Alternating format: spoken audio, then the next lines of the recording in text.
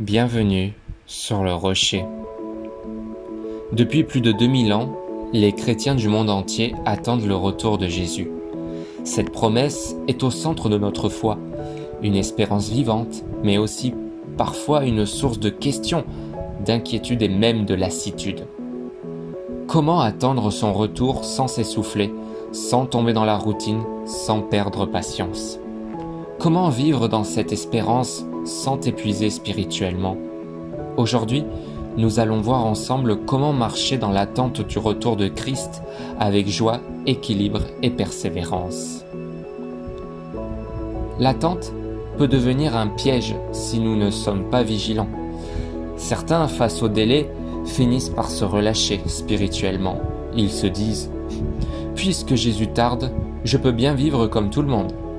C'est exactement ce que Jésus dénonce dans Matthieu chapitre 24, où il parle du serviteur qui se met à manger et boire avec les ivrognes parce que son maître tarde. D'autres tombent dans l'excès opposé, un activisme religieux épuisant. Ils se lancent dans toutes les activités possibles, pensant qu'ils doivent mériter son retour. Mais cela produit fatigue, découragement et parfois orgueil spirituel. Pourtant, ni l'abandon, ni l'épuisement ne reflètent ce que Jésus attend de nous. L'attente chrétienne doit être vivante, équilibrée et nourrie par l'espérance. La parole de Dieu nous éclaire sur la manière juste d'attendre.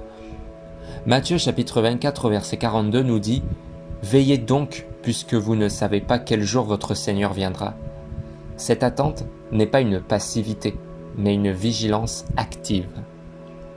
L'attente biblique, ce n'est pas non plus une course effrénée où l'on s'épuise.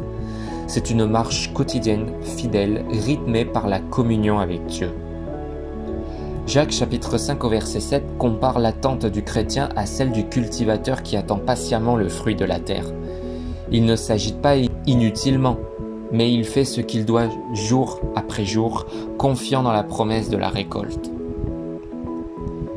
Voici quelques clés pratiques pour attendre Jésus sans tomber dans l'usure spirituelle. Reste connecté à la parole.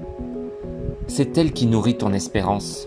Quand tu lis les Écritures, ta vision du retour de Christ se renouvelle et ton cœur reste ferme. Vis chaque jour comme une préparation. Pas dans l'angoisse, pas dans la peur de ne pas être prêt, mais dans la joie de marcher avec lui aujourd'hui. Chaque matin, demande-toi: comment puis-je refléter Jésus aujourd'hui? Entoure-toi de croyants. L'attente devient lourde quand tu es seul, mais au sein d'une communauté, tu es encouragé, soutenu, repris et porté par la prière des autres. Et quatrième clé, ne cherche pas à deviner les dates. Actes chapitre 1 verset 7 nous rappelle « Ce n'est pas à vous de connaître les temps ou les moments que le Père a fixés de sa propre autorité. » Notre mission n'est pas de spéculer sur le calendrier, mais d'être fidèle là où Dieu nous a placés. L'attente chrétienne n'est pas une attente vide, elle repose sur une promesse certaine. 1 Thessaloniciens chapitre 4 versets 16 à 18 nous dit « Le Seigneur lui-même a un signal donné, descendra du ciel, et nous serons tous ensemble enlevés avec eux dans les nuées, à la rencontre du Seigneur dans les airs, et ainsi nous serons toujours avec le Seigneur. » Cette espérance n'est pas un rêve naïf, mais une certitude garantie par la parole de Dieu. Elle doit renouveler nos forces, raviver notre zèle et nous donner du courage dans les épreuves. Quand tu te rappelles que Jésus revient, tes priorités changent.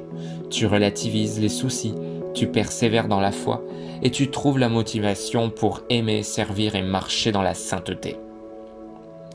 Attendre Jésus, ce n'est pas vivre dans la peur ni dans l'usure, c'est marcher chaque jour dans la fidélité, dans l'amour et dans l'espérance. Alors, garde les yeux fixés sur Christ. Son retour n'est pas un si, mais un quand. Et quand il viendra, il ne cherchera pas des cœurs fatigués ou relâchés, mais des cœurs fidèles qui l'attendent avec joie. Merci d'avoir regardé cette vidéo. Si tu veux continuer à grandir dans ta foi et à nourrir ton espérance, abonne-toi et partage cette vidéo autour de toi. Et souviens-toi, Jésus revient bientôt. Alors vivons chaque jour comme un pas de plus vers ce moment glorieux.